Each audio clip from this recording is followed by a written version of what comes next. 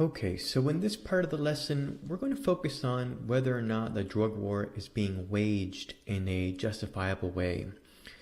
So this is clearly separate from the question of whether, recreational drug use is morally permissible on its own. This is kind of the further question, right? So depending on how we answer the first question about whether drug use is permissible on its own, we can ask a question about how we should police and regulate drug use. So there are two sides to this question. Actually, there's clearly more than two sides, but we're going to cover two sides here. And I'm going to kind of launch us from this exchange that happened between two philosophers at a meeting or a conference of the APA. So let me take this here from the slides so I can get all the details down.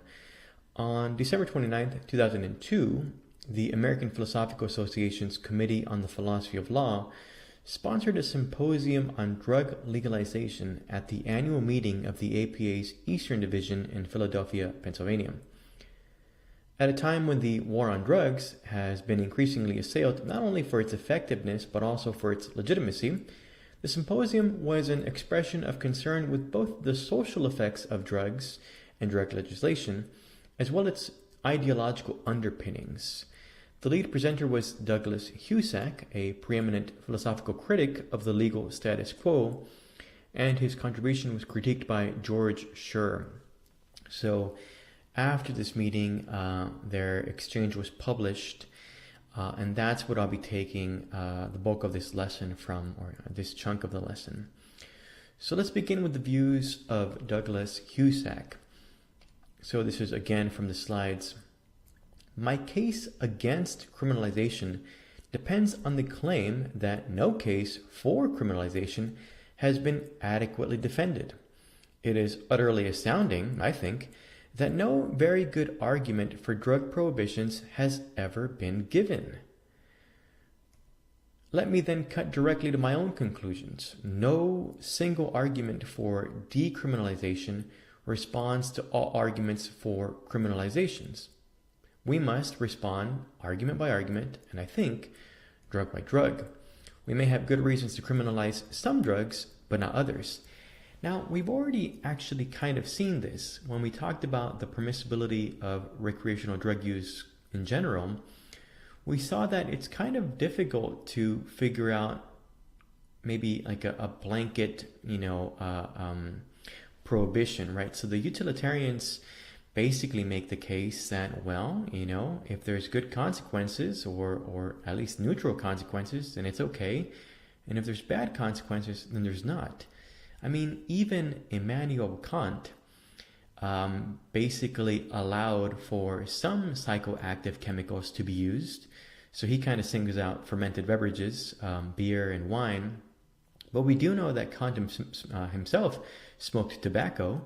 So clearly, even on Kant's views, some psychoactive chemicals are okay.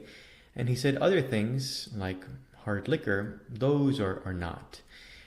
So if even Immanuel Kant allows for kind of this continuum, that's actually what Douglas Husak is building off of.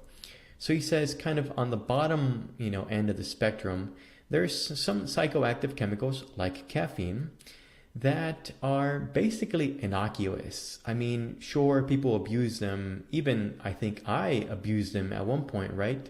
In our current society, it's difficult to be as productive as we need to be to remain competitive, whether it be at the workplace or in school, without maybe a lot of caffeine. But it is socially acceptable. Not only that, I can't imagine anyone actually wanting to, begin a prohibition on caffeine. It seems to be innocuous in general. Sure, some people might have heart trouble and some people are sensitive to caffeine, but in general, I think no one wants to ban caffeine. So that's one end of the spectrum, something that's clearly a psychoactive chemical that clearly some people are addicted to, but that no one really wants to ban. That's the low end of the spectrum. At the other end, though, there might be a drug. Just imagine a fictional drug, the drug used in Dr. Jekyll and Mr. Hyde. that basically turns 100% of the users into homicidal maniacs, right? So if that's the case, if a drug turns 100% of the people that use it into a monster, well, then we definitely want to ban that. There should be a prohibition on that. So there is this spectrum from caffeine to whatever drug this is, and we have to figure out the line, where we want to draw that line. There must be a demarcation where there's an acceptable amount of risk and where there isn't. So this raises an interesting question. By the way, this here slide comes from, so the name of the researcher was Nutt, or is Nutt, N-U-T-T, and this is kind of a famous study from the UK, published in The Lancet. And admittedly, this list right here has to do with, the harm of drugs both to others and to users. But it has to do obviously with the legal situation in the UK at the time of the study. So alcohol is the most harmful, but that might be in part because it is the most widely available, right? It is, legal, so anyone can get it, or almost anyone can get it. Of course, mushrooms is at the bottom, but it is illegal, right? So mushrooms causes the least amount of harm, but it might also be one of the more difficult ones to get, drugs to get. So in any case, these are all psychoactive chemicals, and clearly they range in how much harm they cause to others and to users. And what Husak is basically,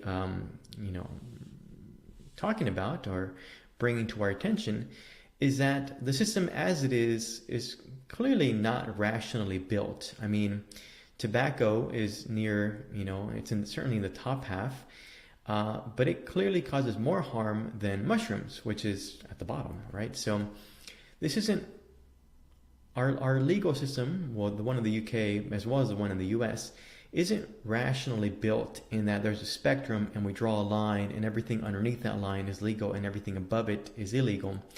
So he's making the case that we should do something like this. That would be, a good idea. He does go further, though. It's not only about that. So let me take this little bit from the slides and we'll say what his second point is. Only a small percentage of drug users become addicted, hurt themselves, or hurt others. So as we saw from the information from the UN, about 10% of people become addicted, and of all users become addicted. So that's, at least, in my eyes, less than I thought.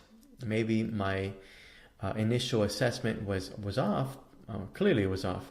But I think mine was pretty average. I think most people are pretty surprised when they hear that only about 10% of people become addicted. So there is that. Let me continue here. So any argument for punishment would have to justify punishing the many, whose behavior is innocuous, for the sake of some objective that results in a very tiny percent of cases. So what he's getting at here is that not only do we need to make a good argument for criminalization, when that draws the line, at a good demarcation point. So assess drug by drug which ones are to be legal and which ones are to be illegal. But more so than that, he's now making the case that punishing users seems to be unjustified. So the war on drugs punishes both users and sellers. And what Husak is trying to get at here is that it seems like punishing users is unjustified. That is because, again, a very small percentage of users actually become addicted or hurt themselves or hurt others. So it seems like, if 90% of people are not doing these things, becoming addicted, harming others, but they still get punished, there seems something wrong about that, is what Husak is trying to get at. Okay, so here are Husak's 2 points to summarize, well, so far at least, that we need to go drug by drug and decide whether it should be legal or not, and punishing users seems to be unjustified. On the flip side, George Sher argues that although he thinks that many drug laws are too harsh and that some drugs, for example cannabis, are probably not significant enough to merit any penalties, Sher believes there are at least 3 good arguments for thinking the drug war should continue. So in essence, Sher agrees with Husak's first point. He says, well, maybe we do need to go drug by drug and figure out what should be legal and what shouldn't. But he disagrees with the second point. He says, no, we should continue to punish both sellers and users. And he gives 3 arguments for this. So he gives them names, and we'll use these names because it makes it easier to talk about. The first one is the paternalistic argument. So one obvious reason to continue to criminalize these drugs is simply that many persons are deterred by the law from using them, and they will thereby be spared serious injury. So the general idea here is that prohibition does work in the sense that fewer people do use it. So we know this from when there was a prohibition on alcohol during the 20s. Less people did use alcohol, did consume alcohol, and when it was legalized, more people used alcohol. So there is something to that. So that is the paternalistic argument. Criminalization does work for some people. Some people basically, do follow the law, generally speaking. So those people wouldn't use drugs if they are illegal. So that's a paternalistic argument. There's also the protective argument. A second obvious reason to continue criminalizing drugs is that many persons deterred by the law from using drugs will thereby be prevented from harming others. So whereas the first bit was about harming themselves through the use of drugs, there's also the harming of others that happens from the usage of drugs, right? So those people that won't use drugs because they're illegal will also not harm people because they won't use drugs because they're illegal. So it's kind of a piggyback off the first argument. And third, there is the perfectionist argument. Now this is kind of in a different direction. So let me take this here from the slides. Most would agree that it is bad when people stumble through life with a blurred and distorted view of reality. Bad when they cannot hold a thought from one moment to the next or follow a simple chain of reasoning. Bad when they drift passively with no interest in pursuing worthwhile goals. And bad when they care more about the continued repetition of pleasant sensations than about the needs and interests of those who love and depend on them. So this is not so much about the harm that people cause to others when they're on drugs, but kind of the life that they end up living when their main interest in life is consuming drugs. So this is a group of people that isn't really mentioned so far, but Sher says that, well, we don't want this for people. We want them to have, meaning in life outside of chasing pleasant sensations, right? It shouldn't just be, hedonism in the negative sense, right? Hedonism where it's just like, I'm looking for the next, thrill. So those are Sher's 3 arguments. And he actually doesn't believe that any one argument on its own works. Before I get to that point, though, let me say this. Sher also responds to Husak's point about the small fraction of drug users who cause harm to themselves or others. Even if, say, cocaine users harm no one but themselves in 999 out of 1,000 cases, 10 million uses of cocaine will still harm non-users 10,000 times. So what Sher is using here is essentially Husak's own evidence and things that we've seen in other parts of the lesson, where it seems to be the case that drug use is actually pretty ubiquitous. I mean, we saw how Hari talks about how a lot of people use drugs. I mean, a lot of people, right? We even saw in the one of the sidebars that famous politicians and philosophers use drugs in ancient Greece, right? Politicians and philosophers and academics and scientists and all kinds of people use drugs today, right? So a lot of people use drugs. So even if it's a small percentage of users who harm others, that's still a lot of people because so many people use drugs. So Husak here is essentially taking, Sher is using some of Husak's points to kind of argue against Husak. So what is Sher's ultimate point? Well, he says that it isn't any one of his points that kind of wins the case for him. He says it's just a combination of all of them. So let me take this here from the slides. If the cumulative harm that drug users do to themselves is one reason to criminalize drugs, and the cumulative harm they do to others is another, and the cumulative badness of their lives is still another, then the cumulative weight of the three cumulative reasons must surely be greater than the weight of any single one. So in his kind of complicated way, what Sher is saying is that no one of his arguments kind of, makes the case for criminalizing drugs or keeping drugs illegal, punishing users. But the combined weight of all of them is what kind of tips us over and says, well, we need to still do this. So this was a symposium and there were some exchanges here. I just want to give you one exchange, and I need to remind you that this was 2002 when this happened.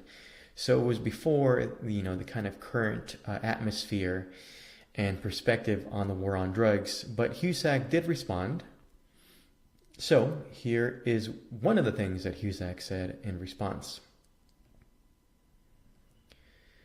When you cannot possibly punish all of the people who commit a crime, you can only punish some.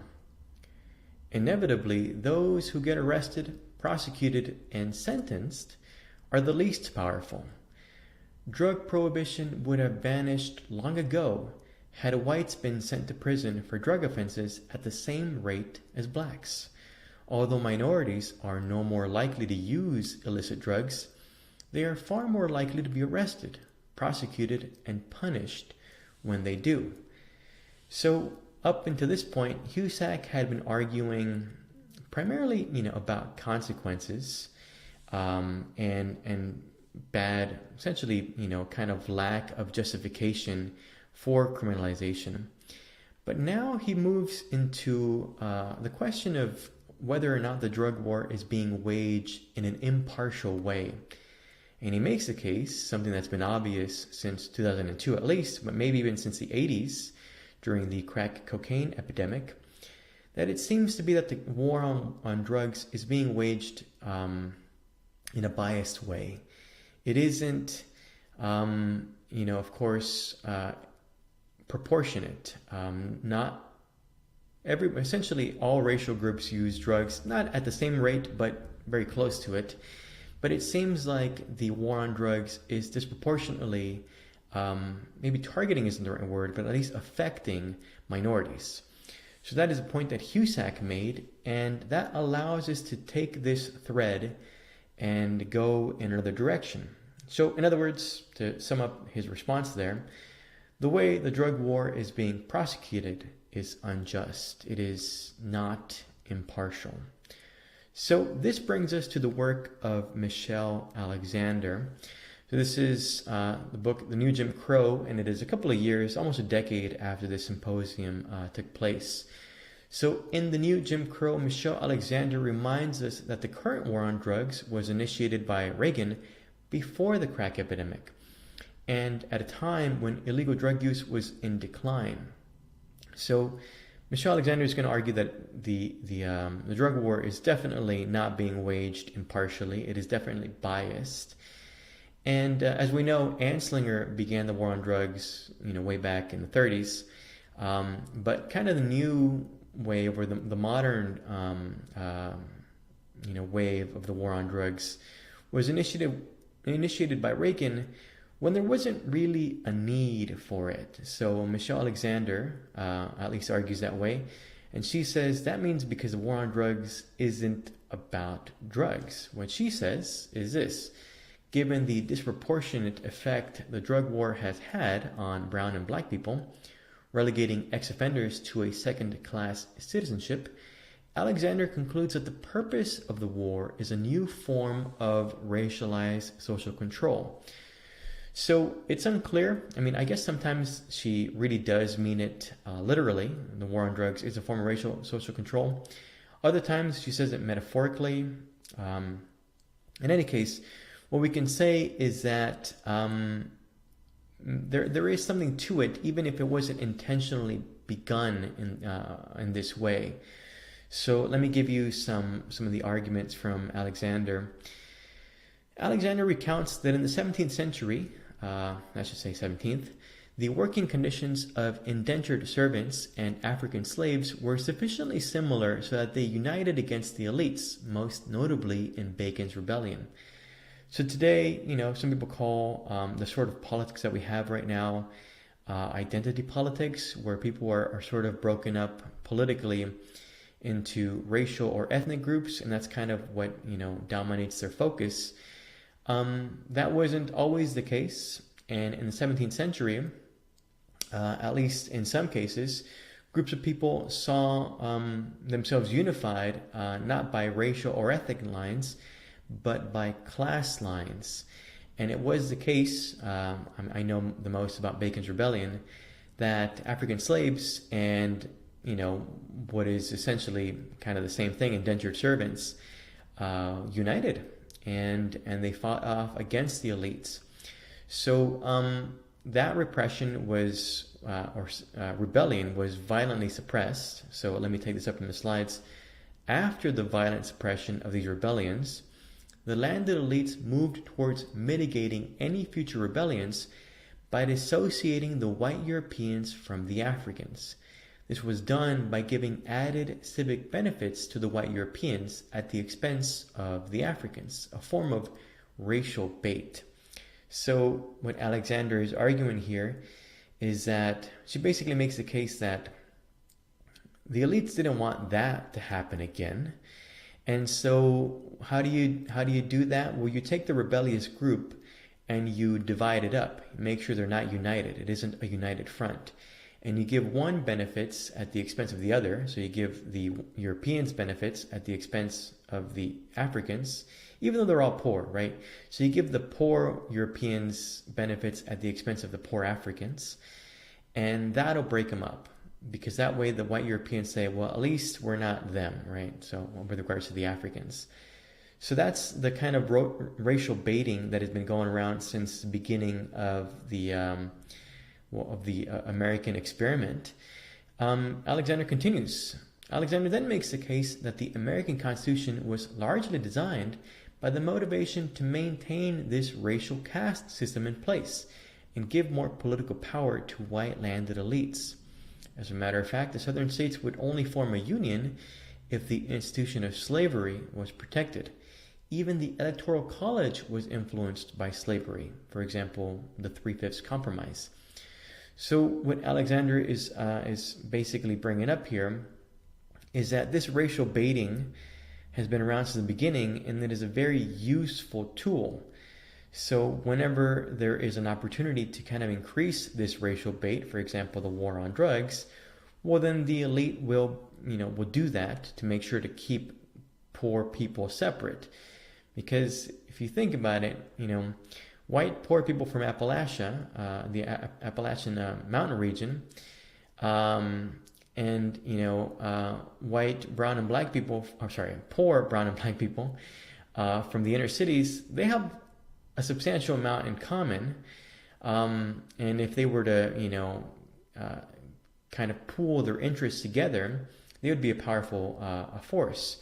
So that's why the elites, says Alexander, try to make sure to keep them separate. So at its core, Alexander argues mass incarceration, like Jim Crow, defines the meaning and significance of race in America. So there's racial opportunism by politicians. We've been talking about that. Legalized discrimination, right? So if you've been convicted of a drug crime, people are allowed to discriminate against you, right? Political disenfranchisement. You're not allowed to vote. Racial segregation, right? So if you have a drug conviction, there's certain places where you can't live. You don't have certain programs available to you.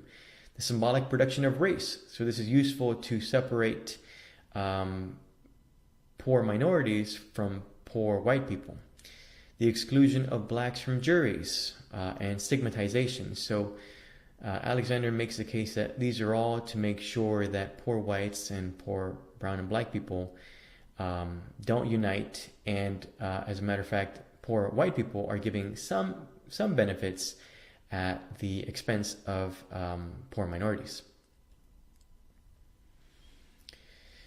So one other case that Alexander makes is that the war on drugs has also eroded Fourth Amendment protections, leading to less privacy for the citizenry, warrantless searches and seizures, and greater tensions between the police and citizens. So this is not her main focus. I'll take this up in a second. I did just want to mention that there is at least one documentary that mentions a lot of what this book of Michelle Alexander's mentions, so you can check out this documentary if you're interested in that. But now let's pick up that thread that Alexander kind of pulled on and go in a different direction. So there's also evidence that the drug war has negative consequences with regards to our civic rights, rights. So again, Alexander primarily focuses on racial baiting and kind of a racial control system, social control system based on race. But there is another really negative effect of the drug war, and Radley Balko takes this up in his book, The Rise of the Warrior Cop. So he basically makes the case that, although there's several reasons for this, part of the reason for the militarization of the police force in the U.S. is the war on drugs, maybe the biggest part. So in Rise of the Warrior Cop, Balko also details how the war on drugs has led to the erosion of the Fourth Amendment, leading to the militarization of the police, an increased tendency for using shock and awe tactics, for example SWAT, an increase in death by police relative to other industrialized countries, and botched raids.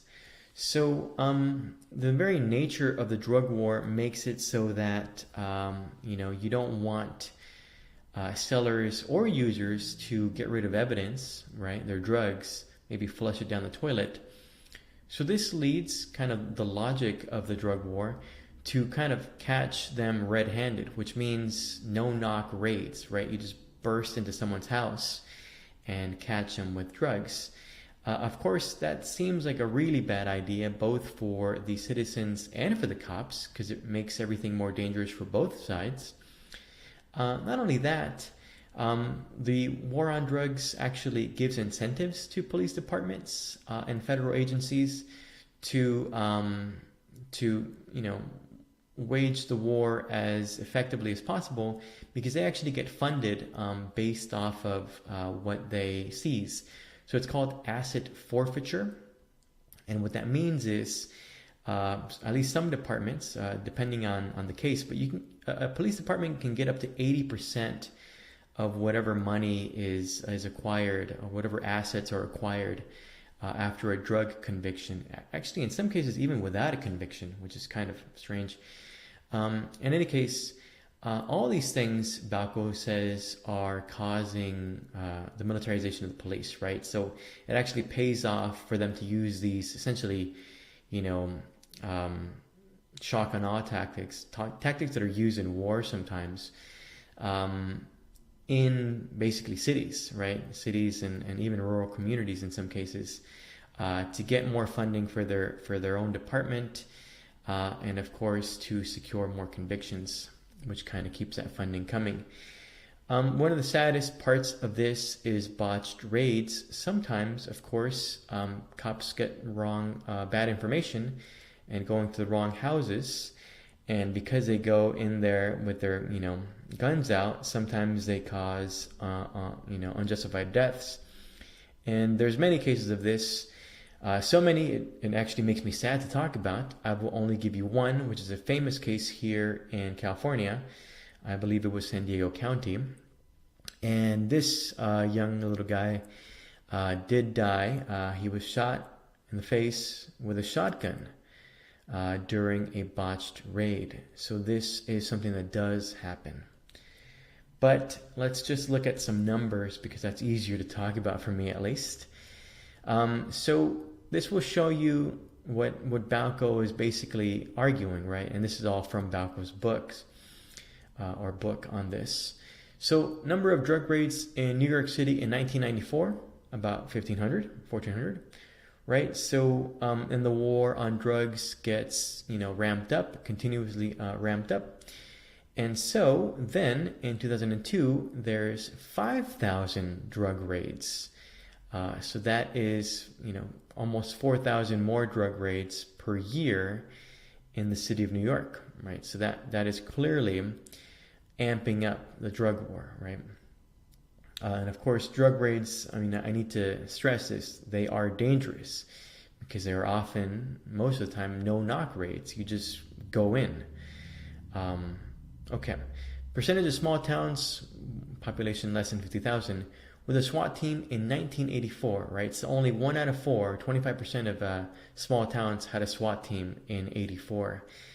Well, what should it be? It seems like if you have less than 50,000 people,